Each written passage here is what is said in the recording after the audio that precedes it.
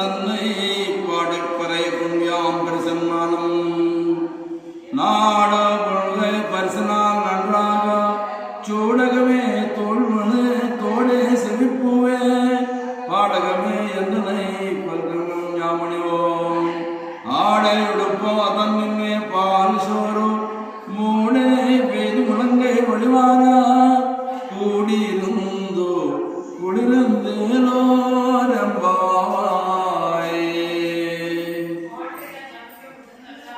కూడారై తనను కూడని వారిని వెల్లుం జయించడి సీర్ కళ్యాణ గుణములు గలవాడా గోవింద గోవింద నామధేయము గలవాడా ఉందన్నై నిన్ను పాడి కీర్తించి పరయకుండు పరయను వాద్యమును పొంది యాం మేము పెరు పొందడి సమ్మానం సన్మానమును నాడు లోకమంతయు పుగుళం పరిసనాలు ప్రశంసింపదగిన రీతిలో చూడగమే చేతికి కంకణములను తోల్వడయ్యే భుజములకు ధరించు దండ కడియములను తోడే కర్ణాభరణములను దిద్దును చెవిప్పువే కర్ణములకు ధరించు పూలును ఆడకమే సాదాభరణమును ఎండనై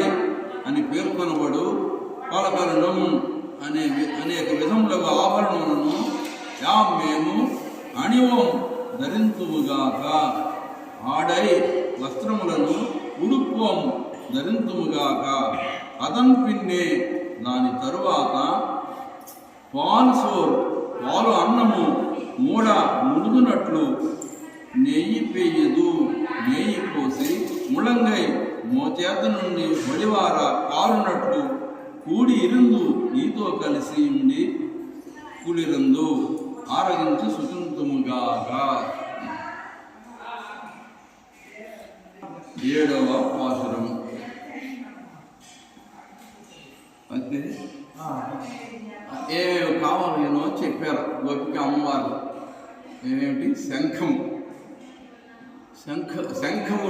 శంఖం అంటే ఒకటి స్వామివారి పాంచన్యం ఇస్తే సరిపోతుంది, కానీ శంఖములు అంటే బహువచనం, ఇంకా కావాలి. ఇది ఆ సర్వేశ్వరుని ఉండే ఆ పాంచజన్యము.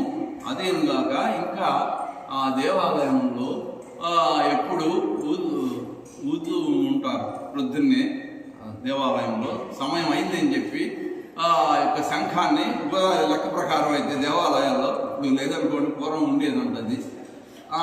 అట్లా దేవాలయంలో ఊదే శంఖములు.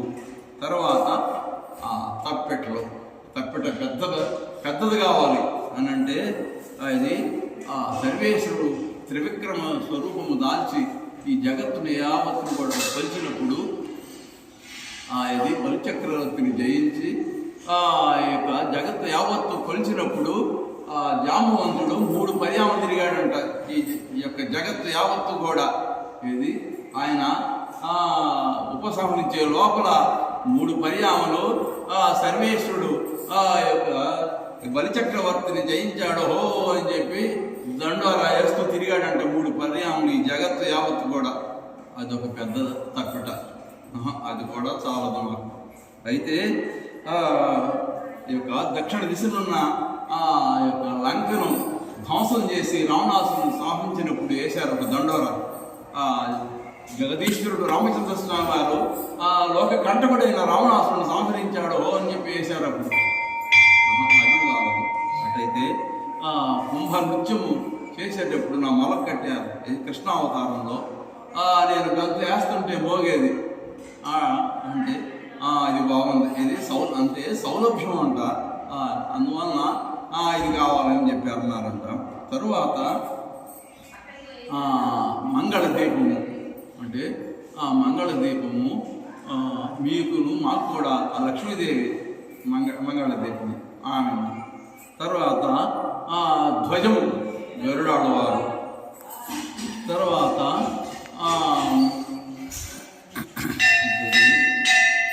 పాడే మీకు మాకు కూడా పాడే ఆయన పెరియాడవారిని తీసుకోండి.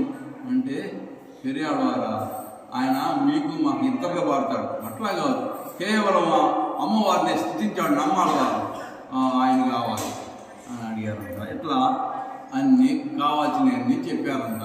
చెబితే అన్నీ కాజేశారే మీరు, మీరే జయించారు అని అన్నాడంట. అంటే మేము నువ్వు జయిస్తావు ఉంటాయా, ఎట్లాగూ అంటే నీతో ఓడని వారిని అయితే జయిస్తావు, అంతేగాని నీకు దాసులమైనటువంటి వారిని నువ్వు జయించలేవు. ఇది ఆ యొక్క సీతారామచంద్ర స్వామి వివాహం అయిన తర్వాత బయలుదేరి అయోధ్యకు వస్తున్నారంట. మిథిలా నగరం నుండి వచ్చే సమయంలో పరశురాముడు ఎదురుపడ్డాడు. పరశురాముడు వస్తున్నాడు అనగానే ఆ యొక్క దశరథ చక్రవర్తి అధ్యయం పాధ్యమేమండి అని చెప్పి అంటున్నాడంట. అంటే ఎదురెళ్ళి అంటే ఆగో అని చెప్పి ఒక విధిలించి సరాసరి రామచంద్ర స్వామి వారి సన్నిధికి వెళ్ళాడంట. అయితే ఆయన 21 పర్యావరణ జగత్తు యావత్తు కూడా తిరిగి క్షత్రియుడు అనేవాడు లేకుండా సంహరించాడంట. క్షత్రియుడు అనేవాడు ఉండడానికి లేదు. ఆయన వచ్చినప్పుడు ఈ జనక చక్రవర్తి, దశరథ చక్రవర్తి గాజులు వేసుకుని చీరలు కట్టుకుని లోపల ఉండేవాడంట. వచ్చి చూసి మీ ముఖం జడ అని చెప్పి వెళ్ళిపోయేవాడంట. అట్లా బ్రతికారు వీళ్ళు.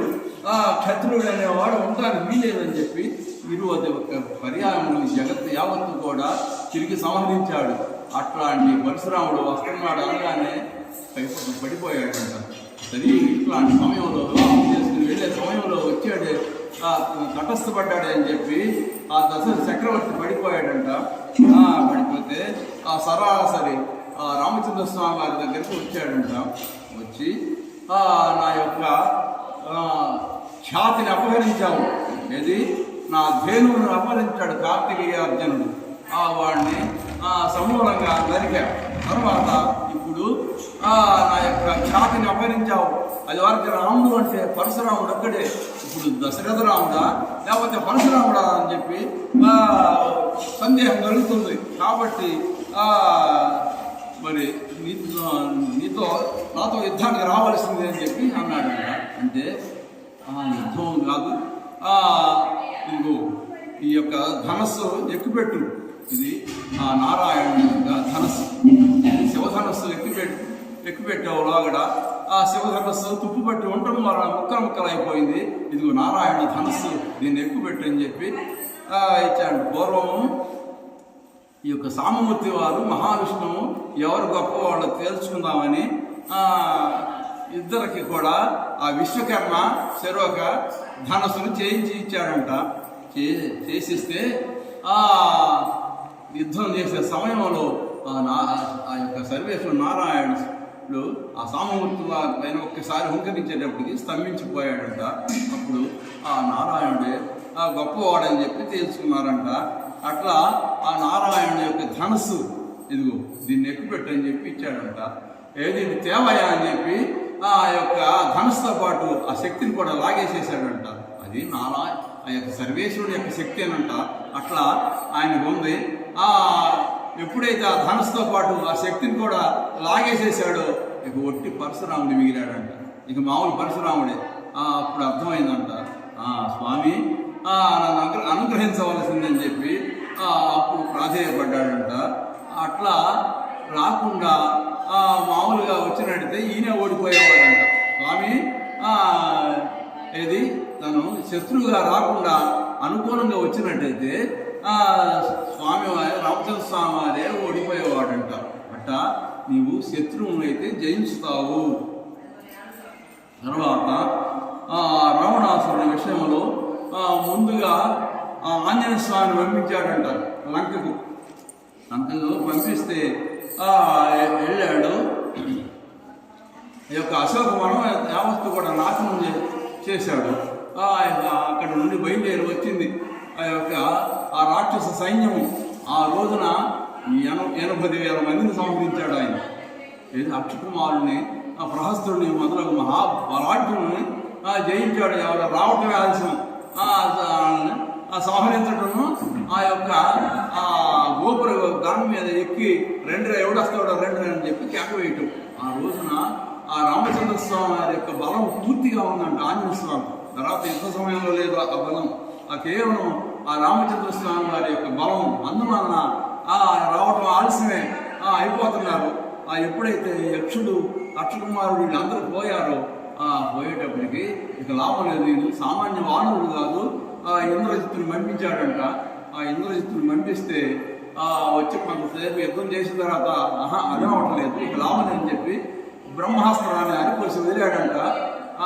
బ్రహ్మాస్త్రాన్ని అరిపోసి వదిలేటప్పటికి అయితే ఆయనకి బ్రహ్మదేవుడు వరం ఇచ్చి ఉన్నాడు, నా యొక్క అస్త్రం చేత కూడా చావు, కానీ 7 గడియలు మాత్రం నేను పట్టుకుని ఉంటుంది.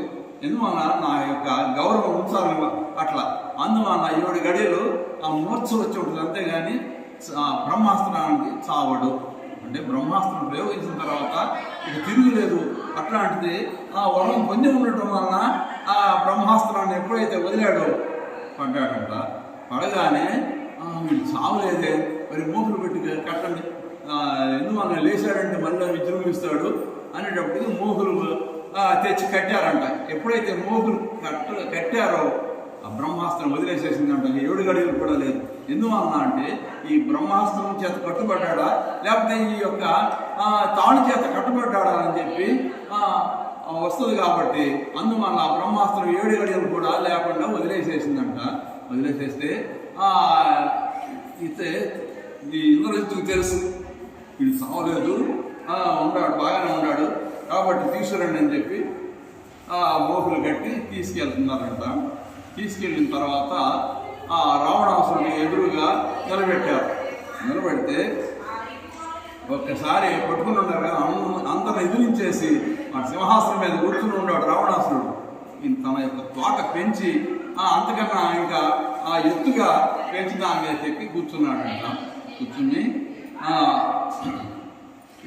ఎవరు నీవు, ఏం పని మీద వచ్చావు, నువ్వు ఈ యొక్క లంక రాజ్యమైన అవతు కూడా ఎందుకు నాశనం చేశావు అని అంటే, నేను రామచంద్ర స్వామి పంపితే వచ్చా.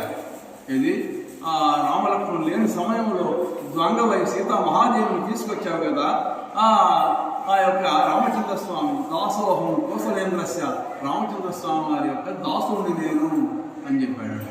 చెప్తే అయితే మరి నా అశోక వనాన్నంతా ఎందుకు నాశనం చేశా, సీతామహాదేవి చూడటానికి వచ్చావు, చూసి వెళ్ళిపోతే సరిపోయేది కదా అని అంటే, మరి నీతో మాట్లాడద్దు, నీతో మాట్లాడాలంటే మరి నీ దగ్గరికి తీసుకురావాలి, మరి అందరినీ ఎందుకు చాలామందిని సంహరించావు కదా, చంపావు కదా. అవును, నా ప్రాణ రక్షణకై చంపా, నేను వాళ్ళ చంపడానికి వస్తుంటే వాళ్ళని చంపాను. అయితే బ్రహ్మా స్వయంభూ చతురాననో వా రుద్రస్త్రినేత్రస్త్రిపురాంతకో వా ఇంద్రో మహేంద్రో సురనాయకో వా త్రాత్మం నశక్త బుధిరామవధ్యం. అయితే ఏమనుకుంటున్నావు, ఇది బ్రహ్మా స్వయంభూ చతురాననో వా, ఆ బ్రహ్మదేవుని గురించి తపస్సు చేశాను, ఆయన దగ్గర వరాలు తీసుకున్నాను, ఆ సామూర్తి వారిని మెప్పించాను, ఆయన దగ్గర వరాలను తీసుకుని పొంది ఉన్నానని అనుకుంటున్నావేమో, వీళ్ళందరూ కూడా నిన్ను రక్షించలేరు. బ్రహ్మా స్వయంభూ చతురాననో, ఆ బ్రహ్మదేవుడు తన యొక్క పరివారంతో వచ్చిన రుద్రస్త్రినేత్రస్త్రిపురాంతకోవా, ప్రమతి గణములతో ఏది సామూర్తి వారు వచ్చిన ఇంద్రో మహేంద్రో సురనాయకోవా, ఆ దేవేంద్రుడు 33 కోట్ల దేవతలతో కూడా వచ్చి ఒక్కొక్కళ్ళే కాదు, వీళ్ళందరూ ఏకీభవించినా కూడా ఆ రామచంద్ర స్వామి వారిని చంపుతానని తీర్మానిస్తే ఎవరు అడ్డుకోలేరయ్యా అని చెప్పి నిరాఘాటంగా చెప్పి వచ్చేసాడంట. ఆయన అంత పని చేశాడు. అదే ఆంజనేయ స్వామిని పంపించాడు ముందు. తర్వాత ఆ యొక్క లంకలోకి వెళ్ళి 4 పక్కల మూసేశారంట. ఇది ఆ లంక నుండి రాక్షసులు బయటికి వెళ్ళడానికి లేదు, బయట ఉన్న రాక్షసులు లోపల రావడానికి లేదు. అట్లా 4 పక్కల బంధించేటప్పటికి ఇప్పుడు వెళ్ళి కబురు చేయాలి, రావణాసురుడు యుద్ధానికి రమ్మని చెప్పాలి. ఎవరు వెళ్తారు అని అంటే ఆంజనేయ స్వామిని పంపుతామండి. అంటే వెళ్ళి చెప్పి వాడు ఏదైనా చేస్తే దాన్ని తగిన సమాధానం చెప్పాలి, మాట్లాడగలగాలి, తర్వాత ప్రతిఘటించేటట్టు ఉండాలి వెళ్ళిన వాళ్ళు. ఎవరు పడితే వాళ్ళు వెళ్తే మరి పరాభవించితే అందువలన మంచి శక్తి సామర్థ్యాలు ఉన్న వాళ్ళు వెళ్ళాలి. మళ్ళీ ఆంజనేయ స్వామిని పంపుతామంటే ఆంజనేయ స్వామి వెళ్తే బాగోదు. ఎందువలన ఇంతకన్నా మంచి నైపుణ్యం గల బలశాలి లేడు అని చెప్పి అనుకుంటారు శత్రువులు. కాబట్టి ఇంకా ఎవరినైనా పంపించాలి. అయితే మరి ఎవరిని పంపిద్దాం? యువరాజు అంగదుడు వాళ్ళ యొక్క కుమారుడు అంగదుడు పంపిద్దాం అంటే అంగదుడు కబురు చేశారంటే చెప్తే వచ్చాడు. ఏమి స్వామి? ఏమి లేదయ్యా, రావణాసుడికి చెప్పి రావాలి, యుద్ధానికి వచ్చామని చెప్పి చెప్పాలని చెప్పి పంపించారంట. పంపిస్తే వెళ్ళి సరిగా గోపురం మీదకి వెళ్ళి దూకాడంట. అట్టి సమయంలో రావణాసుడు సభ చేసి ఉన్నాడంట. ఏది వానర సైన్యము వచ్చి చుట్టూ ముట్టడించింది. ఇప్పుడు మనం యుద్ధమా లేకపోతే సంధ్య ఏం చేసుకోవాలని చెప్పి మంత్రాలోచనలో ఉన్నాడంట. ఏదో మంత్రులతో రావణాసురుడు అట్టి సమయంలో వెళ్ళి దూకాడు. దూకేటప్పుడు వానరులు వచ్చి రానే వచ్చిందిరా పోతి అని చెప్పి అంటుండగానే అడిగాడంట రావణాసురుడు. కస్తంగా నర రామరాజ భవనే ఏకార్థ సంవాహక యాతృత్ర పురాగత సహానుమాన్ నిర్దగ్ధలంకాపురః బద్ధో రావణ శూన్యేతి కపిభి సంతాడ్య సంవర్సితాం సవ్రీడాత్మ పరాభవో వన మృగః పుత్రేతి నవ్యాయతే. కస్తం వానరా ఎవరన్నా మీకు? రామరాజ భవనే ఏకార్థ సంవాహక రామచంద్ర స్వామి వారి ఇంట్లో ఉత్తరాలు పోసే బంటులొత్తులు నేను అన్నాడంట. అంటే ఆ పరాక్రమవంతుడైన వాలి కుమారుడు తర్వాత యువరాజు యొక్క వానర సైన్యానికి అట్లాంటి వాడు రామచంద్ర స్వామి వారి విషయంలో రామచంద్ర స్వామి వారి యొక్క ఉత్తరాలు మోసే బంటులొత్తులు నేను ఉత్తరాలు తీసుకెళ్ళి ఇస్తూ ఉంటా. ఇప్పుడు నీకు ఒక ఉత్తరం వచ్చింది, అది తీసుకొచ్చాను అని చెప్పాడంట. చెప్తే యాతపుత్ర పురాగత సానుమాన్ నిర్దగ్ధ లంకాపురః. అయితే పూర్వం పోతే వచ్చిందే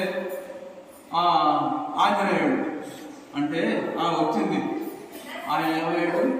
ఆయన ఏది ఈ యదవ రావణాసురుడు నువ్వు ఆ యొక్క కొడుకుతో బంధించబడతావా?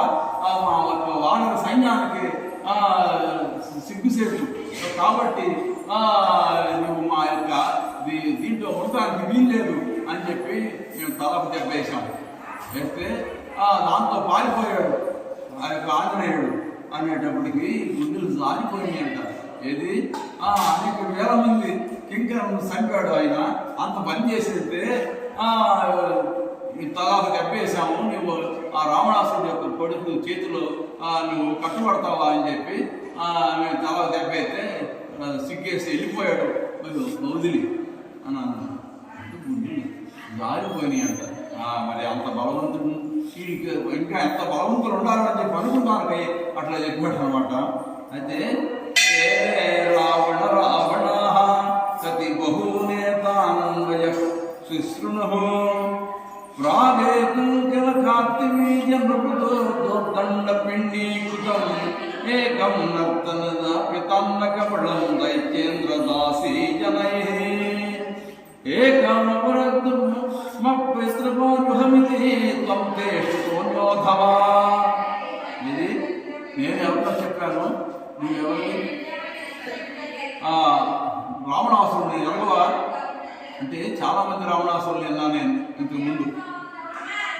చాలా మంది విన్నావా? ఎవరు?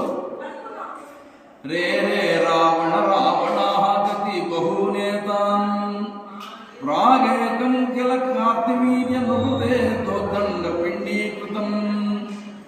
కార్తివీర్యాత్రుడి మీద వెళ్ళాడు ఒక రావణాసురుడు యుద్ధానికి. వెళ్తే కొట్టి ఖైదులో పడేశాడు. పడేస్తే ఆ యొక్క రావణాసురుడు యొక్క తాత పులస్త్య బ్రహ్మ వచ్చి ఇడిపించుకెళ్ళాడు. ఇది కార్తవీర్యార్జునుడి దగ్గరికి వచ్చాడంట. వస్తే అగ్నిపాద్యాదులు ఇచ్చి పూజించాడంట. ఆ పులస్త్య బ్రహ్మ వస్తే, ఏంటి స్వామి పని మీద వచ్చారు? ఏమి లేదు, నా మనవడే ఖైదీలో పడేసామట్టుగా కొట్టి అంటే నిష్కారణంగా వచ్చి తిరగబడ్డాడండి, చాలా దుర్మార్గుడిగా ఉన్నాడు. మీరు వచ్చారు కనుక ఇంకా ఏం చేస్తారని చెప్పి వదిలిపెట్టాడంట. అట్లా పులస్త్య బ్రహ్మ ఎదిరించుకెళ్ళిన ఒక రావణాసురుడు తెలుస్తున్నాడు. ఏకం వర్తన పితాన్న కపడం దైత్యేంద్ర దాసీ జనై. ఇది ఇంకొక రావణాసురుడు బలిచక్రవర్తి మీదకి యుద్ధానికి వెళ్దామని వెళ్ళాడంట. వెళ్తే ఆ ద్వారం దగ్గర ఏముండాడంట, బలిచక్రవర్తి ఉన్నాడంటే ఉన్నాడు. ఎందుకంటే యుద్ధం చేయాలా అంటూ బలిచక్రవర్తి యుద్ధం చేస్తా మహాబలులు అందరూ కూడా బలవంతులు సత్యాలు ఆయన ఎదురుపడి బతికినాళ్ళు లేరు, ఎక్కడ నువ్వు యుద్ధం చేసేదని చెప్పి వంగలేసి 3 గుత్తులు వేసాడంట. అయితే బడుకు మన రక్తం కక్కి పడ్డాడంట. అక్కడ పడి కొంతసేపు వేసాడంట. వేసి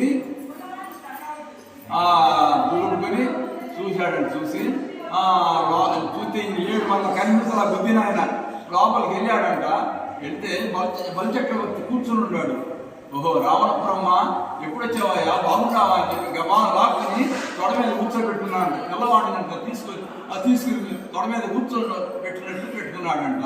పెట్టుకుని ఏంటి బాగుండావా, ఏంటి పని మీద వచ్చావంటే ఏం చెబుతాడు, నీ మీద యుద్ధానికి వచ్చి ఒక పిల్లవాడిని లాగి తొడ మీద కూర్చుని పెట్టుకుంటే ఇంక యుద్ధం ఏం చేస్తాడు, బాగానే ఉన్నాను కానీ మన ఇద్దరం కలిసి మహావిష్ణువు మీదకి వెళ్దాం. ఎందుకంటే మన అనేక రాష్ట్రాలు చంపాడు ఆయన, కాబట్టి మన ఇద్దరం కలిసి వెళ్దాం అని అంటే పెద్ద నవ్వునవ్వాడంట బలిచక్రవర్తి. ఏంటి మహావిష్ణువు మీద యుద్ధానికి వెళ్తా, ఇది ఆయన ఎందుకు పడి ఇంకా బ్రతుకుతామనేనా, నీకు ఎందుకు పుట్టింది దుర్బుద్ధి, ఎవరైనా చెప్పారా, నీకే కలిగిందా అని చెప్పి అయితే నిన్ను అక్కడ బుద్ధిని ఆయనే మహావిష్ణువు ఏది నేను దానం చేసిన సమయంలో నాకు బాగి పడి వాటిని కాపలాగా ఉంటున్నాడు ఆయన, నేను గుర్తింది ఆయనేనయ్యా అని చెప్పాడంట. చెప్పి సరే ఉంది ఇక్కడ కొన్ని రోజులు వచ్చావు కదా అని చెప్పి ఉన్నాడంట. ఉంటే దాసీ జనం ఏది 10 తలలు 20 చేతులు చాలా వింతగా ఉన్నాడు వీడు అని చెప్పి ఆ యొక్క ఎత్తుడు ముద్దలు, నువ్వు ఒక గంతు ఎత్తే ఒక ముద్ద పెడతాం, 2 గంతులు ఎత్తే 2 ముద్దలు పెడతాం అని చెప్పి అట్లా మరి ఏం చేస్తాడు, గంతు వేస్తున్నాడు, ఆకలి అవుతుందిగా. అట్లా ఎత్తుడు ముద్దలు తిన్న ఒక రావణాసురుడు తెలుసు. తర్వాత ఏకమవత్తు మా పితృపాల ఇది ఇంకొక రావణాసురుడు. ఇది చెప్పాలంటే నాకే సిగ్గుగా ఉంది. వాళ్ళ మీద యుద్ధానికి వెళ్దామని చెప్పి వెళ్ళాడండి. వెళ్తే అక్కడికి వెళ్ళగానే కృష్ణుడికి వెళ్ళగానే అక్కడే ఉన్నాడంట. ఉండి ఒకడు ఏది వాళ్ళు ఉన్నాడా, ఎందుకు యుద్ధం చేయాలి వాళ్ళతో, యుద్ధం చేస్తా రాక్షసులు కూడా హతమైపోయారు. ఏది దుందుబి వీళ్ళంతా కూడా ఆయన చేతిలో పడి ఆయనకి ఎదురు నిలబడిన వాడు లేరు వాళ్ళకి, కాబట్టి వారితో యుద్ధం చేస్తాను, బ్రతకాలని లేదా నీకు అని చెప్పి అన్నాడంట. అయ్యేది నీకెంతలేవా చెప్పు అంటే లేదు, ఇప్పుడే తూర్పు తీర సముద్రంలోకి వెళ్ళాడు. అక్కడ రోజు నిత్యము పని తూర్పు సముద్రంలోకి వెళ్ళి అక్కడ మునిగి సముద్రంలో స్నానం చేసి సూర్యుడికి అర్ఘ్యమిస్తాడు. అక్కడ నుండి దక్షిణ దిశలో ఉన్న ఆ సముద్రానికి, తర్వాత పశ్చిమ దిశలో ఉన్న సముద్రానికి, తర్వాత ఉత్తర దిశ సముద్రానికి వెళ్ళి ఇట్లా చేసి వస్తాడంట. రోజు 12 గంటలు అయ్యేటప్పటికి ఆ కృష్ణకి వస్తాడంట. నిత్యం ఆయన అట్లా ఇప్పుడే వెళ్ళాడయ్యా ఆ తూర్పు సముద్ర తీరాన్ని స్నానం చేయడానికి అంటే వెళ్ళాడంట. వెళ్ళి ఆయన అట్లా అగ్ని ఇస్తున్నాడంట, వెనకాల మేళలాగా వెళ్తున్నాడంట. ఆ పని పడదొద్దామని ఈయన అగ్ని ఇచ్చేవాడు చూస్తే ఆ రావణాసురుడు వస్తున్నాడంట. చూసి ఇంకా చేతులు కొంచెం పైకి ఎత్తాడంట, మంచి వీలుగా కొట్టుకునేటట్టు పట్టుకొని ఇచ్చి ఒక నొక్కి నొక్కాడంట. నొక్కి అక్కడ నుండి 108 సార్లు మునిగాడంట సముద్రంలో. 108 సార్లు మునిగి అక్కడ నుండి లేచి అట్లా మళ్ళా దక్షిణ సముద్రానికి వచ్చాడంట. అక్కడ 108 సార్లు మునిగి అక్కడ అర్ఘ్యం ఇచ్చి అక్కడ నుండి పశ్చిమ సముద్రానికి, తర్వాత ఉత్తర సముద్రానికి వచ్చి అక్కడ ఇచ్చి ఆ యొక్క కిష్కిందకి వచ్చి ఒక్కసారి ఆ ఉద్యానవనంలో చేతులట పైకెత్తి పావని పడ్డాడంట. పడి తర్వాత మెల్లగా లేచి 4 అడుగులు వేస్తున్నాడంట. అట్టి సమయంలో ఓహో రావణ బ్రహ్మ ఎప్పుడు వచ్చావయ్యా, ఏంటి సంగతులు అన్నాడు. అంటే ఏంటి ఎప్పుడు వచ్చావని అడుగుతా, ఇంత పని చేసి నన్ను అయితే అనేక మందితో నేను యుద్ధం చేశా, ఈ బలము ఈ యొక్క ఇది నేను ఎక్కడ చూడలేదు, నీ వేగము అని చెప్పి మన ఇద్దరం కూడా బ్రతుకున్నంతకాలం మనం తగాద ఆడుకోకూడదు అని చెప్పి నేను యుద్ధానికి రానని చెప్పి వెళ్ళినటువంటి ఒక రావణాసురుడు తెలుసు నాకు అన్నాడు.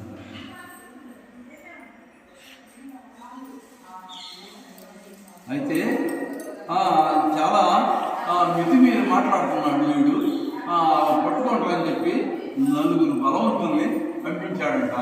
పట్టుకోండి, చాలా మితి మీద మాట్లాడుతున్నాడు వీడు అని ఆ యొక్క అంగదుడిని పట్టుకోమని 4 వెళ్తే బాణ ఇటు ఇద్దరు పట్టుకుని ఒక్క నొక్కాడట. ఆ అంగదుడు నొక్కేటప్పుడు కీసుమంటూ చచ్చారంట. చచ్చితే కింద పడేసి అదే ఏ యొక్క బలం చూసి నువ్వు సీతా మహాదేవుని తీసుకొచ్చావో ఆ బలం చూపించినప్పుడు రామచంద్ర స్వామి వారి వారణ సైన్యంతో వచ్చాడు. కాబట్టి యుద్ధానికి సన్నద్ధుడు రావాల్సిందిగా అని చెప్పి లేచి ఆ గోపురాన్ని ఒక్కతన్ను తన్నాడంట. చూర్ణం అయిపోయిందంట ఆ గోపురము. ఇక అనుకున్నారంట అయిపోయిందిరా, మునుపు ఒక ఆంజనేయుడు వచ్చి అంత పని చేశాడు, ఇప్పుడు ఈ అంగదుడు ఇంత పని చేసి వెళ్ళిపోతున్నాడు, ఇక అయిపోయింది లంక యావత్తు కూడా అని చెప్పి అనుకున్నారంట. ఆయన వచ్చి ఇక వచ్చేసాడు. వచ్చేసిన తర్వాత యుద్ధం చేసిన సమయంలో 5వ రోజున యుద్ధం చేసుకుంటూ వచ్చాడు రావణాసురుడు. యుద్ధం చేసుకుంటూ వచ్చి ఆ రామచంద్ర స్వామి వారి దగ్గరకు వచ్చేటప్పటికి ఆంజనేయ స్వామి పరిగెత్తుకుంటూ వచ్చి, స్వామి వాడి రథస్థుడు ఈ రథం మీద నుండి చేస్తున్నాడు, మీరు పుణ్యుడు చేయడం కాదు, నా యొక్క దేహాన్ని పెంచుతానని చెప్తాను. యొక్క దేహాన్ని పెంచి ఆయన యొక్క భూమి మీద ఎక్కించుకుని యుద్ధానికి ఆరంభించారు. అట్టి సమయంలో సారథులను నరికాడు, గుర్రాలను నరికాడు. తర్వాత యొక్క రథం కూడా సగం దిగిపోయింది. ఆ ధనస్సును నరికాడు. మొండి ధనస్సును ఇట్లా పట్టుకుని ఉన్నాడంట. ఇట్లా పట్టుకుని ఉంటే పట్టుకుని అంతసేపు కూడా ఆ రామబాణాలు పడుతూనే ఉన్నాయి. ఈ దొరబడి ఆ ధరికి వెళుతూ ఉన్నాయి. కొంతసేపటికి ఆ యొక్క శక్తి కూడా పట్టుకునే శక్తి కూడా ఉడికిపోయి ఆ మొండి ధనస్సును కూడా వదిలేసేసాడంట. ఎప్పుడైతే వదిలేశాడో ఎప్పుడైతే తన యొక్క ప్రయత్నాన్ని వదులుకుంటాడో అప్పుడు సర్వేశ్వరుడు రక్షిస్తాడు. కాబట్టి వాడు తన యొక్క ప్రయత్నాన్ని కూడా వదులుకున్నాడు. అప్పుడు ఆ రక్షించేవాడు సర్వేశ్వరుడు రామచంద్ర స్వామి గారు కనుక వదిలేసేదాడంట. వదిలేసి గచ్ఛానుజానామి రణార్దితస్త్వం ప్రవిశ్య రాత్రించరాజలంకాం ఆశ్వాస నిర్యాహిరధీ చ ధన్వి తదా బలం ద్రష్టస మే రథస్థః గచ్ఛానుజానామి రణార్దితస్త్వం. అయితే అనేక వానర సైన్యంతో యుద్ధం చేసుకుంటూ వచ్చి అలసిపోయిన రావణాసురుడిని చంపాడు. రాముడు అని చెప్పి అపఖ్యాతి నాకెందుకు, ఈరోజు వెళ్ళిపో, లంకకి వెళ్ళి చక్కగా సేద తీర్చుకుని రేపు ఇంకొక రథాన్ని వేసుకురా. ఇప్పుడు నా యొక్క బలాన్ని పూర్తిగా చూపిస్తే చచ్చిపోయేవాడివే. కాబట్టి వెళ్ళి లంకలో సేద తీర్చుకుని రేపు ఇంకొక రథాన్ని వేసుకురా, అప్పుడు చూపిస్తాను నా యొక్క రేపు ధనస్సు తీసుకుని రథాన్ని వేసుకురా, అప్పుడు నా బలం ఏంటో చూపిస్తాను అని చెప్పి వదిలేశాడంట. ఎందువల్ల వదిలాడంటే అప్పటికైనా శరణాగతికి వస్తాడేమో అనే ఉద్దేశంతో నేను అందువల్ల ఆ రోజు కూడా వదిలిపెట్టారు. అయితే లోకం చేసిన పుణ్యం వల్ల 2వ రోజున వచ్చి ధనస్సు ఎత్తనే ఎత్తాడంట. సంహరించి అవతల పడేశారు. అట్లా ఇది రావణాసురుడు కనుక శరణాగతికి వస్తే నీవే ఓడిపోయేవాడివి. రావణాసురుడే గెలిచేవాడు. కానీ శత్రువుగా వచ్చాడు కాబట్టి శత్రువును అయితే జయిస్తావు, అనుకూలమైన మమ్మల్ని జయిస్తావంటాయా అంటున్నారు గోపిక అమ్మవారు.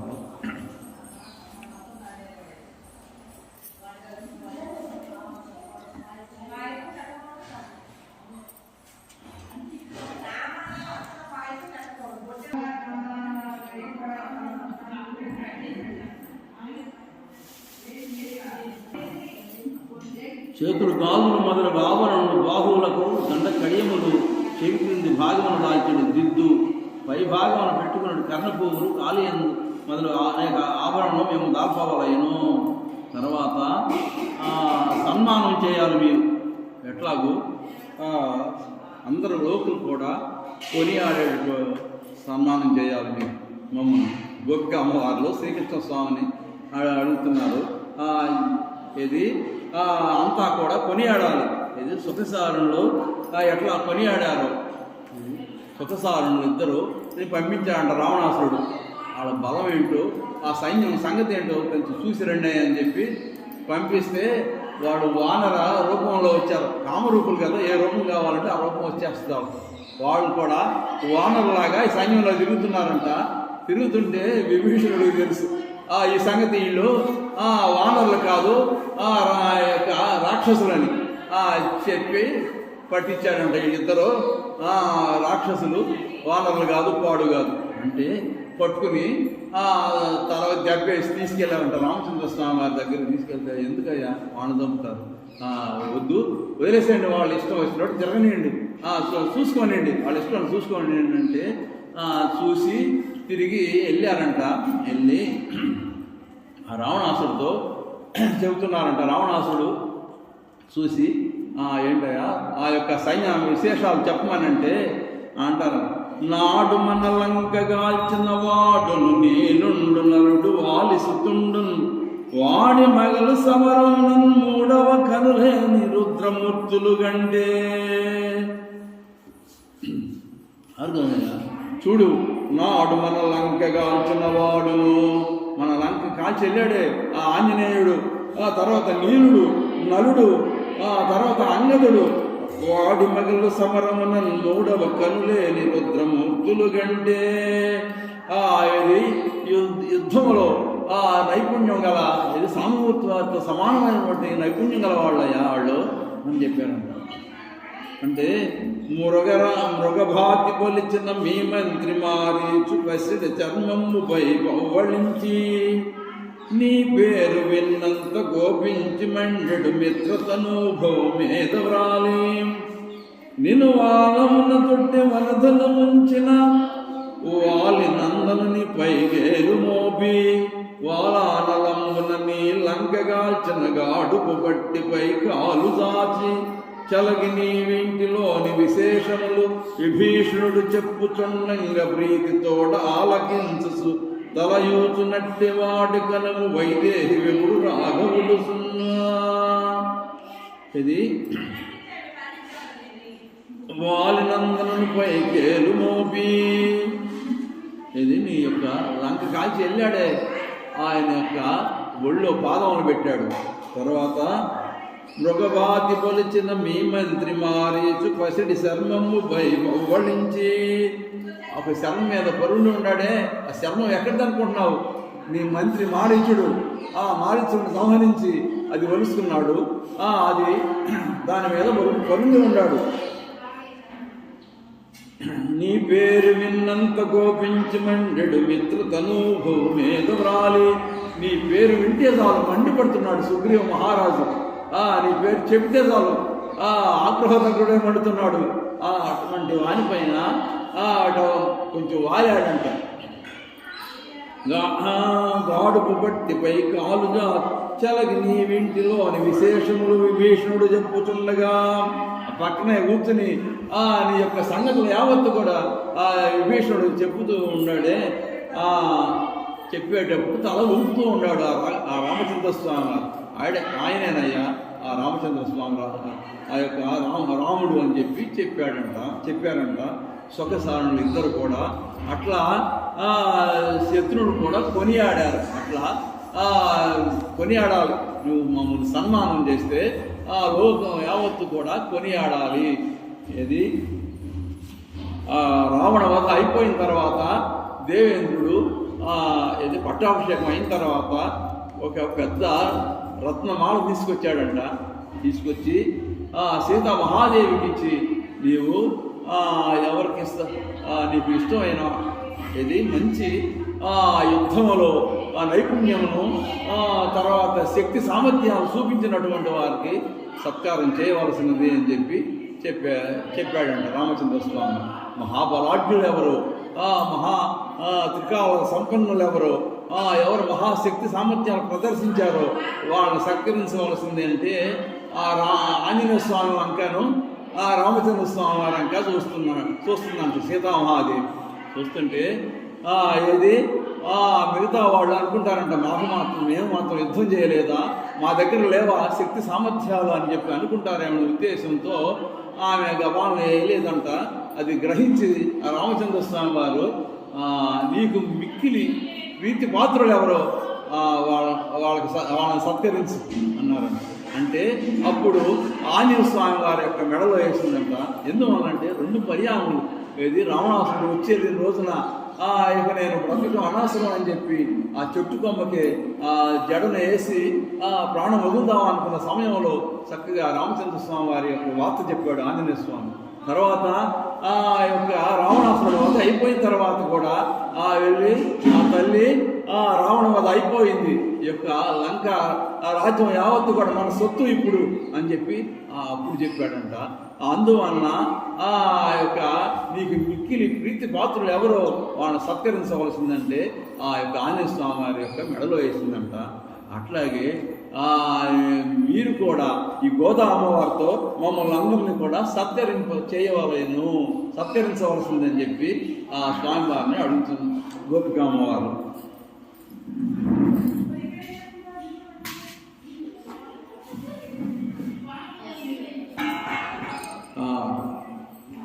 తర్వాత భుజమునకు భుజకీర్తులు, తర్వాత కర్ణాభరణములు ఇవన్నీ మేము ధరించాలి. ధరించిన తర్వాత మంచి చీరలు దాక్కోవలేను, మంచి వస్త్రములు కూడా కట్టుకునవలేను. దాని తర్వాత పాలు అన్నము మునుగునట్లు నేయి పోసి ఆ మధుర పదార్థము మోచేతి వెంట కారునట్లు నీటిలో కలిసి కూర్చుని చల్లగా హాయిగా భుజింపవలెను అని గోపికలు తమ ఫలమును ఇందు విన్నవించుతున్నారు. జయ శ్రీమద్ రమారమణ கூடாரை வெல்லும் சீர் கோவிந்தா வந்தன்னை பாடிப்பறை புண்ணியாம் பெருசன்மானம் நாடோ புண்ட பரிசனால் நன்றாக சோடகமே தோல்வழியே தோடே செவிப்போவே பாடகமே என்னலை பல்குஞாமணியோ ஆட எடுப்போ அதன் நின்னே பால் சோர் மூடனே பெய்து முழங்கை வழிவாரா கூடியிருந்து కుడినందేనో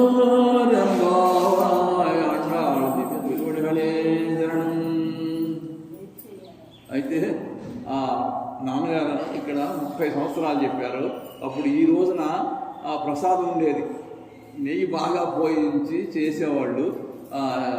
అయితే ఇప్పుడు పిల్లలు అట్లా చేయాలనే ఉద్దేశంతో 2-3 సంవత్సరాల నుంచి పిల్లలు చేస్తున్నారు. ఇది స్వామివారు గోపిక అమ్మవారు కూడా మధుర పదార్థాన్ని మోచేతులు అంటే నెయ్యి కూడా కారిపోతూ ఉండాలంట, అట్లా ఉండాలి. అట్లా జరిగేది. ఇప్పుడు పిల్లలు ఇట్లా ఈ యొక్క ప్రసాదాన్ని తయారు చేశారు. ఆ స్వామివారికి నివేదన చేసి మనం అందరం కూడా పుచ్చుకుందాము. ఏది యొక్క గోపిక అమ్మవారు శ్రీకృష్ణ స్వామివారితో ఎట్లా తీసుకున్నారో అట్లా మన యొక్క ఆ యొక్క భక్తి ప్రపత్తి లేకపోయినా ఏదో కించిత్ భక్తితో మనం కూడా అట్లా అనుసరించుదాం. భక్తాపాయ భుజంగగారుడమణి త్రైలోక్య రక్షామణి గోపీలోచన చాతకాంబుదమణ సౌందర్యముద్రామణి యఃకాంతామణి రుక్మిణి ఘనకుచద్వందైక భూషామణి శ్రేయో దేవ శిఖామణి దిశతునో గోపాల చూడామణి.